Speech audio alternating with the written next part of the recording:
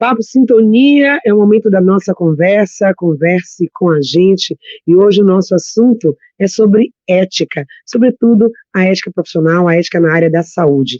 Com a palavra a doutora Camila Vasconcelos, ela que é pós-doutora em Direito e doutora em Bioética, é advogada em Direito Médico e Bioética, professora da Faculdade de Medicina da UFBA, presidente regional Bahia da Sociedade Brasileira de Bioética. Mais uma vez, seja bem-vinda, é um prazer recebê-la aqui, Camila. Ô, Patrícia, o prazer é todo meu, eu de fato fico muito lisonjeada, sempre que tenho oportunidade, e também vejo tantos colegas fazendo, de conversar sobre as questões que envolvem a ética, a moral, a bioética, os dilemas éticos em saúde, poder elucidar isso para a população, trazer a sociedade para perto dessas discussões que em geral acontecem apenas nos ambientes acadêmicos. Isso é uma grande alegria, porque traz mesmo o enfoque necessário, que é o enfoque das pessoas. As pessoas que vivem as questões. Pois é importante isso quando tem esse recorte e essa ponte, né? Tudo que é discutido, todos os conceitos que estão nesse ambiente, mas trazer para a comunidade também se sentir pertencente a isso, entender, porque, querendo ou não, a ponta de tudo isso é a comunidade, é quem vai receber esse serviço. Mas a gente já começa, então, estabelecendo essa diferença, os pontos que convergem entre ética, moral, caráter. Estamos falando da mesma coisa? Pois é, eu quero te parabenizar, inclusive, pela eleição da nossa grande temática de hoje, né? Que é ciência, ética, ciência e saúde, qual o limite? E aí, como professora que sou, além de advogada em direito médico, eu sinto a necessidade de explicar um pouco essas terminologias. Então, a ética, que é diferente de moral, mas a gente tem utilizado essa palavra como se fossem sinônimos, a ética ela é uma grande reflexão a respeito das moralidades, ou seja, dos diversos pontos de vista que as pessoas têm e comunidades diferentes, com culturas diferentes, sobre o que é certo ou errado. Algumas comunidades têm uma visão um pouco mais fechada a respeito do que é permitido ou não permitido, outras já percebem de uma forma diferenciada, como questões que são grandes dilemas, sobre o abortamento, por exemplo, sobre a transfusão sanguínea, por exemplo, sobre a reprodução humana assistida, que a gente conversava agora há pouco, sobre as relações com os profissionais de saúde. Então, em geral, quando a gente visualiza situações que trazem um ponto de vista diferente a respeito dos costumes, inclusive, nós estamos falando da moral.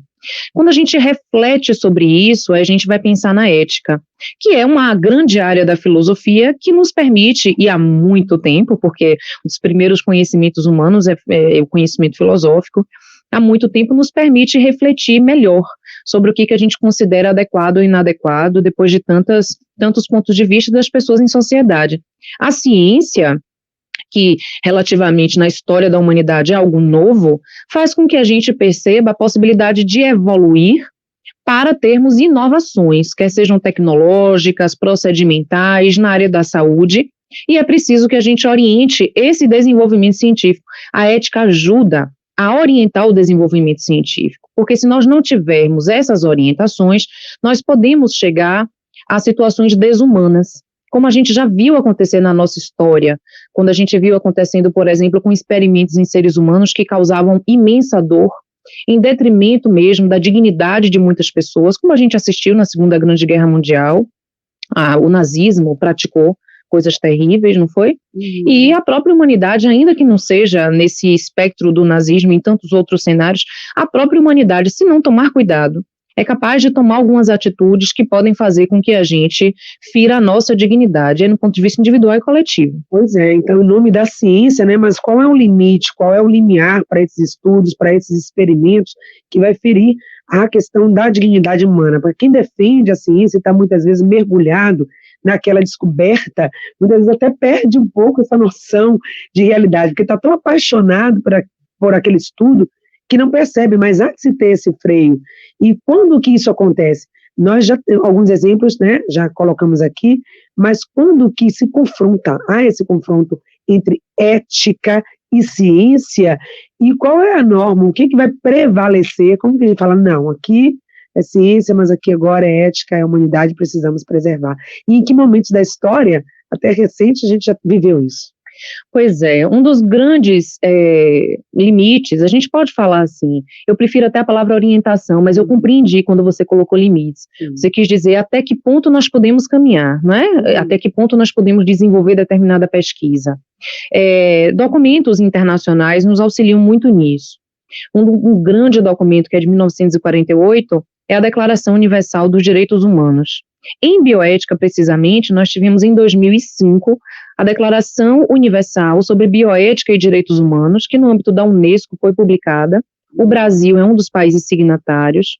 E eu me recordo aqui, Patrícia, acho interessante a gente compartilhar essas situações. Eu me recordo quando eu cursava um mestrado em Portugal sobre bioética, e a professora então fez uma pergunta para a gente e para outros alunos que estavam.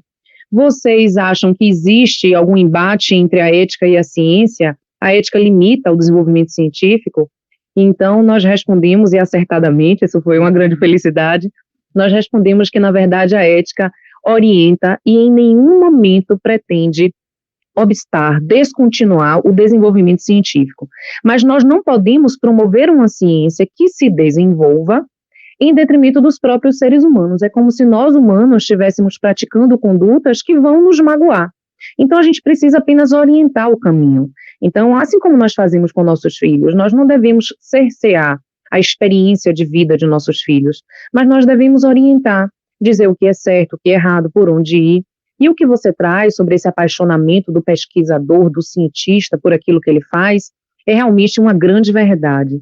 E é por isso que nós temos comissões de ética, né? Nós temos os comitês de ética em pesquisa, são os CEPs, existem inúmeros, apenas em Salvador nós temos muitos comitês de ética em pesquisa, e aí o que acontece? O cientista, ele pensa o seu projeto, e a gente chama do pesquisador, ele pensa o seu projeto, escreve o projeto, submete o projeto a esse comitê de ética em pesquisa, que vai avaliar a eticidade do documento, da proposta de pesquisa. Ou seja, vai avaliar se está certo, se não está. Em geral, quando ele vai fazer pesquisas com seres humanos, existe um consentimento, que é o termo de consentimento livre e esclarecido, que são possibilidades de se explicar e um dever de informação a respeito das pessoas, ou para as pessoas que vão participar da pesquisa. Então, o Comitê de Ética vai avaliar tudo isso.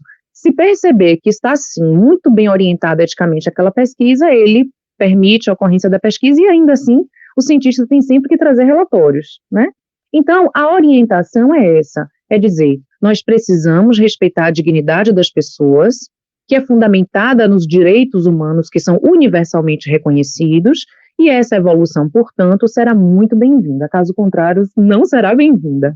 Pois é, precisa estar atento a isso, e que bom que existem essas comissões que estão norteando, orientando, como você bem falou, não é para limitar o avanço da ciência, é importante o quanto, né, a humanidade se beneficiou e ainda tem se beneficiado com pesquisas científicas, elas são necessárias para a nossa própria continuidade, nossa própria vida, mas de forma digna, e aí precisa ter realmente essas bordas, esses freios, né, doutora? Isso, e assim, é importante que todos saibam, as pesquisas acontecem a todo momento. Quando você vai a uma farmácia comprar qualquer medicamento, obrigatoriamente esse medicamento ele está no mercado porque ele passou por uma pesquisa antes.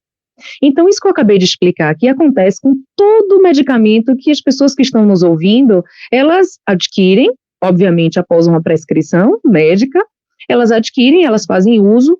E se nós formos ver, inclusive, na bula dos medicamentos, existem ali diversos possíveis efeitos adversos, que são situações que podem ocorrer, como uma dor de cabeça, né, ou algum enjoo, algo que diz respeito ao uso daquele medicamento. E como é que nós sabemos disso?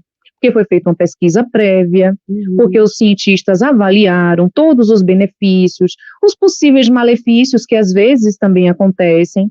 Sabe que no âmbito da ética, a gente sempre faz o uso da análise de riscos e benefícios, é o que a gente chama de sopesar, riscos e benefícios, como se fosse uma balança.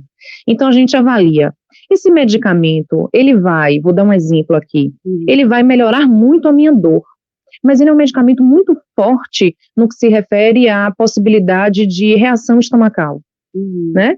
Mas, diante da dor ou da possibilidade de outras situações que são ruins, e essa consequência eu vou avaliar aí os riscos e benefícios e vou verificar que talvez seja melhor utilizar, ou posso verificar que não, que eu posso utilizar outro medicamento com menores quantidades de efeitos adversos. Isso, na relação entre médicos e pacientes, é que vai ser discutido, né? Aí essa redução de danos, né, doutora? E ter esse benefício, mas da melhor forma possível de quem, na mão de quem está essa escolha. Até que ponto o paciente pode dizer, não quero me submeter a isso, não quero. Existem outras possibilidades, muitas vezes ainda que não chegou, né, que não estão aqui no Brasil, precisa pedir de fora e tem toda uma questão jurídica, processual, porque a pessoa fala, já existe isso no mundo, e eu quero para mim, mas aqui a nossa legislação ainda não tem autorização. E qual é esse limite profissional? Como que ele fica? Às vezes tem limites também do ponto de vista de logística, de questões dos planos de saúde, das unidades hospitalares. O serviço existe, a tecnologia existe, mas às vezes ela não chega. Aquela com menos danos para o paciente. É um dilema. Um dos muitos dilemas. Um dos muitos, isso. E assim, a gente precisa pensar na ideia da autonomia, de fato, né? Autonomia do paciente, autonomia do profissional em avaliar o que seria melhor no tratamento desse paciente, mas ele depois submete à autonomia do paciente, que é o que vai, de fato, se sobrepor, né? O que vai, obviamente, dentro de um espectro do possível. Então, quando um profissional de saúde, ele faz uma sugestão tratamentosa, ele pode e deve esmiuçar o paciente quais são as possibilidades, mostrar os riscos e benefícios de cada possibilidade, e o paciente, em diálogo com o profissional de saúde, ele vai, portanto, chegar em comum acordo. Agora, sabe, Patrícia, que eu me lembrei de algo aqui que a gente também não deve deixar de dizer. Cada país, obviamente, por conta das moralidades que a gente já conversou, dos costumes, da maneira de agir da sociedade, cada país tem um ponto de vista sobre o que é a saúde. Aqui no nosso Brasil, a gente tem uma ideia de bem-estar social, ou seja, e nós temos um sistema único de saúde que é um dos melhores do mundo. É um exemplo para países imensamente desenvolvidos economicamente, inclusive, né? Mas uma coisa que a gente precisa conversar é muito cuidado com a comercialização da saúde, sabe? Então, por exemplo, nós estamos com um hábito que é péssimo, mas nós achamos que isso é um exercício de autonomia do paciente, que é entrar numa farmácia e tratar como se fosse uma loja em que eu consumo qualquer outra coisa. Então, esse uso de medicamentos sem prescrição médica, essa percepção do uso de medicamento como algo comercial, de plena autonomia do paciente, sem avaliação de saúde anterior, isso soa de maneira deturpada como uma autonomia, portanto, um exercício de autogovernança e de liberdade favorável. Quando nós precisamos parar para pensar por que é que nós atingimos esse ponto de pensar as farmácias como lojas, como quaisquer outras lojas, em que eu tenho um leque de possibilidades e faço uso sem prescrição médica. O ideal sempre é a nossa sociedade pensar e entender que a atenção básica é fundamental, contato com médicos de família, médicos que vão pensar de uma maneira mais ampla a sua condição de saúde, para que depois ela faça uso de medicamentos. E eu digo isso, inclusive, porque, infelizmente, nós temos visto um acontecimento que vai causar consequências que são coletivas, como o uso inadequado de antibióticos, por exemplo. Infelizmente, diversos antibióticos em que alguns pacientes conseguem ter acesso sem prescrição médica. Isso traz, sim, grandes consequências para a coletividade. Então, a gente precisa pensar no que é autonomia. A autonomia é ter uma grande liberdade de fazer aquilo que é extremamente benéfico, né? A autonomia para condutas que são com desconhecimento técnico, na verdade, pode trazer um aspecto negativo. Então, por isso, e eu que sou professora da Faculdade de Medicina, digo sempre aos meus alunos que quando eles estiverem atuando, atendendo a pacientes, uma das coisas mais importantes que eles devem ter é uma excelente relação com os pacientes. Quanto melhor a relação, mais empática ela é, mais comunicativa ela é, mais esclarecedora, e mais você vai ter pacientes voltando para esse diálogo e menos tendo aquela percepção de que eles podem se automedicar, entende? Então, essa ideia de autonomia ela é muito interessante para a gente conversar, porque a gente tem diversas coisas que envolvem esse assunto. Acho que vamos voltar no próximo bloco. Tá bom. Temos o intervalo e o trânsito, mas antes já vai, quero só pontuar algumas coisas faladas aqui, realmente muito importante, essa questão da autonomia, cada vez mais as pessoas com o Dr. Google, com as informações que pegam pela internet já chega sabendo, não, doutor, porque eu já li tudo, eu já sei, só quero mesmo que o senhor passe.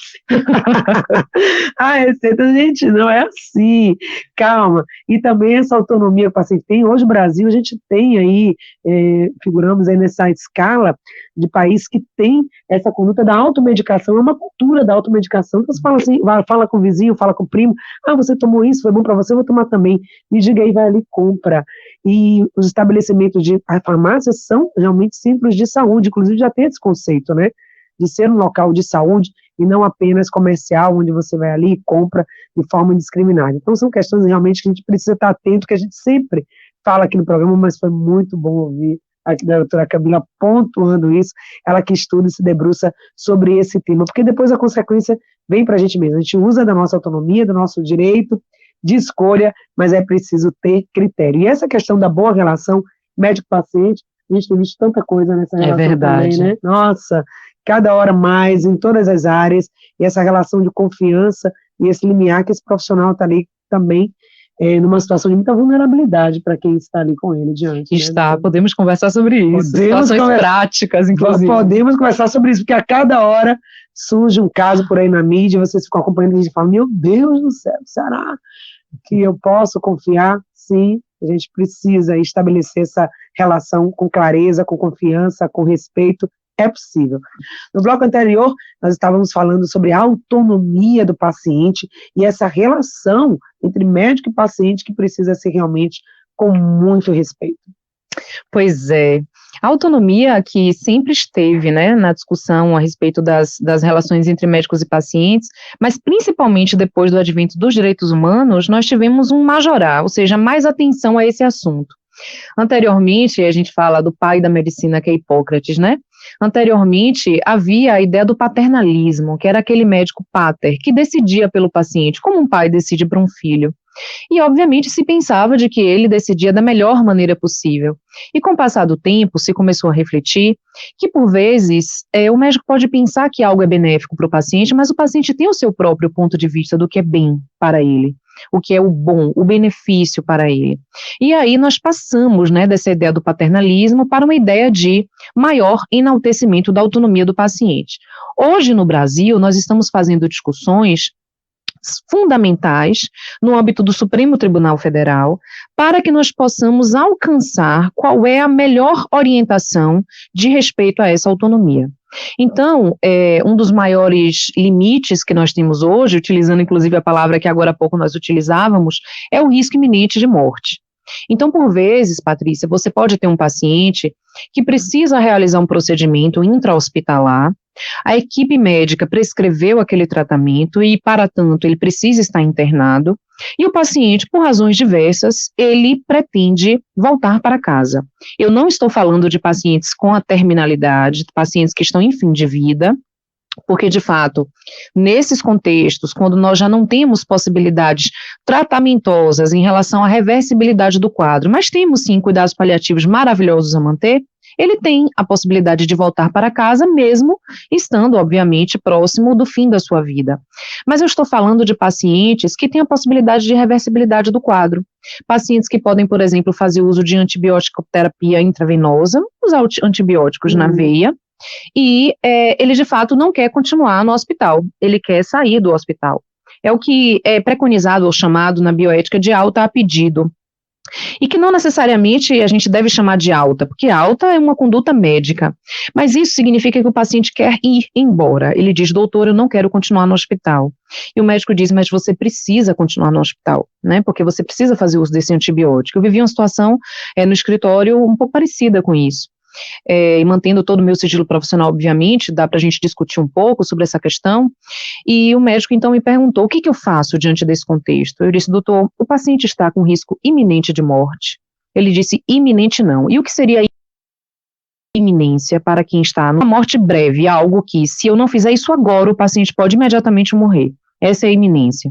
Quando eu tenho um paciente que ainda está em tratamento, numa situação grave, mas que não tem uma morte iminente, o médico ele pode tomar algumas atitudes que vão rodear esse contexto. Então, nesse caso concreto, por exemplo, A paciente, de todo modo, não quis ficar internada, o médico explicou exatamente todas as consequências dela ter alta naquele momento, e aí nós registramos documentalmente tudo.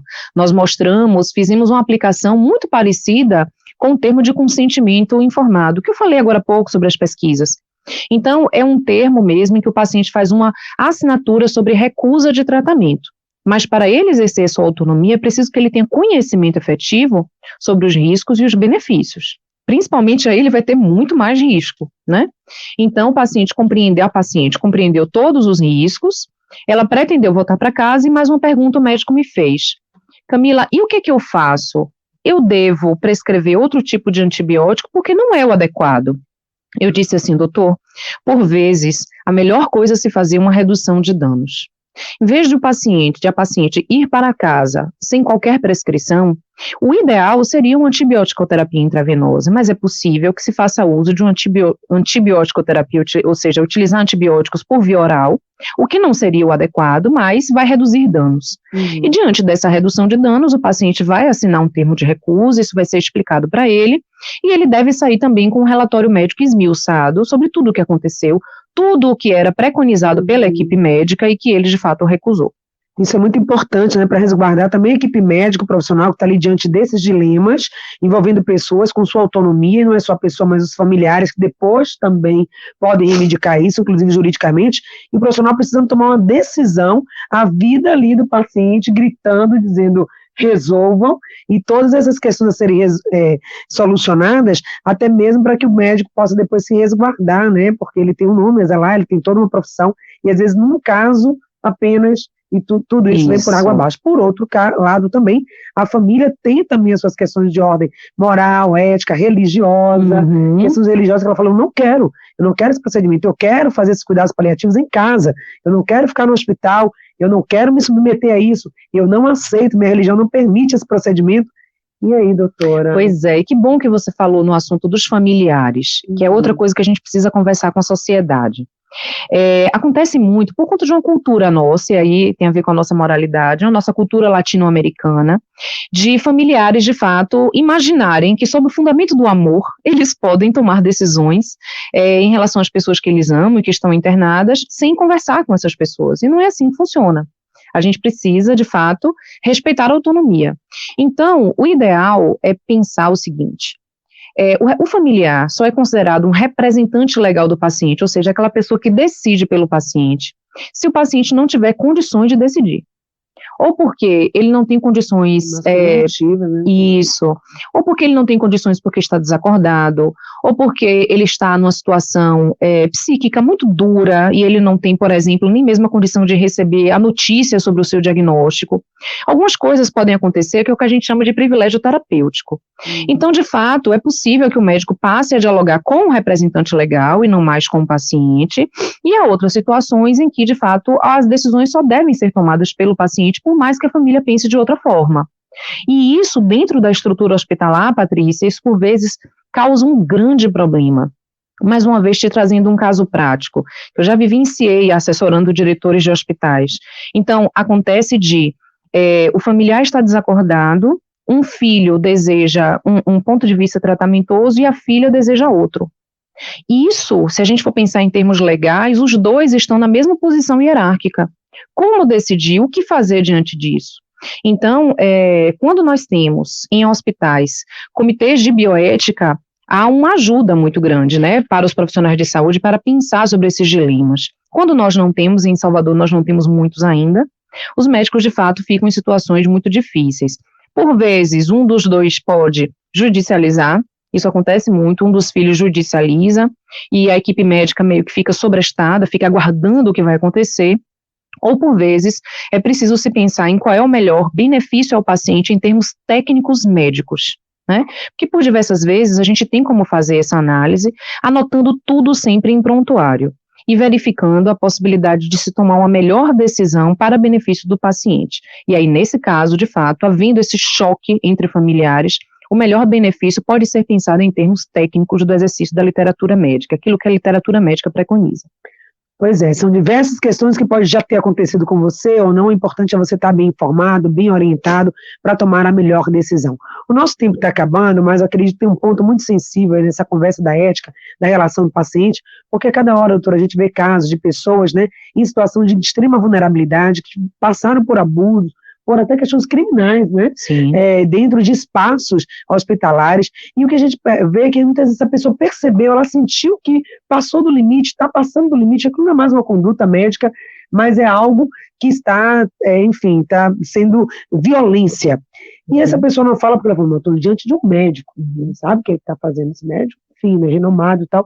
Então, como lidar com isso? Eu queria só uma palavrinha para que a gente pudesse encerrar, dizendo como que as pessoas devem agir nesse momento em relação à sua autonomia e não ficar em situação como essa. Joia.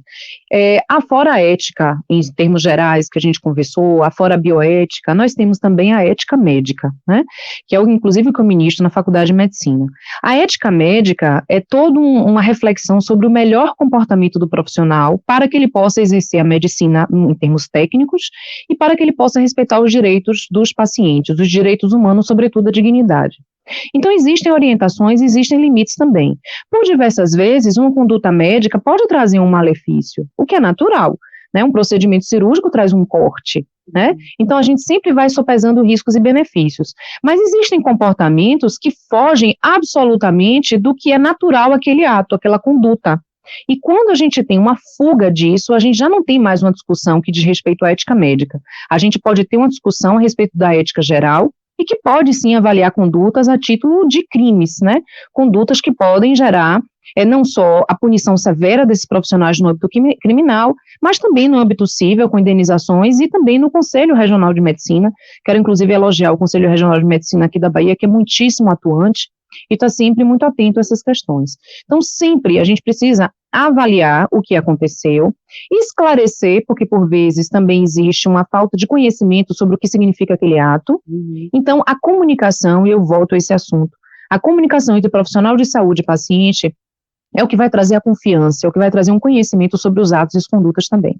Com certeza, sempre. Essa comunicação clara, né, direta, cada um com o seu lugar de fala, inclusive um dos protocolos da questão da segurança do paciente, essa qualidade, essa clareza na comunicação pode evitar muitas coisas. Então, vamos praticar com bom senso, com equilíbrio e mantendo aí a ética nas nossas relações. Doutora Camila Vasconcelos, gratidão por essa entrevista, aprendemos muito hoje. Seja sempre bem-vinda. Muito obrigada pelo convite, estarei aqui sempre que precisarem, o que quiserem, porque a honra será minha. Eu é que vou ficar sempre muito lisonjeada. Agradeço mesmo, muito, viu? Obrigada, então. Obrigada também ao Jeová, que esteve com a gente na técnica, toda a nossa equipe, a você, ouvinte, que esteve na AM, na FM, no YouTube, no Facebook. Essa entrevista fica gravada para que você possa ver depois e também recomendar.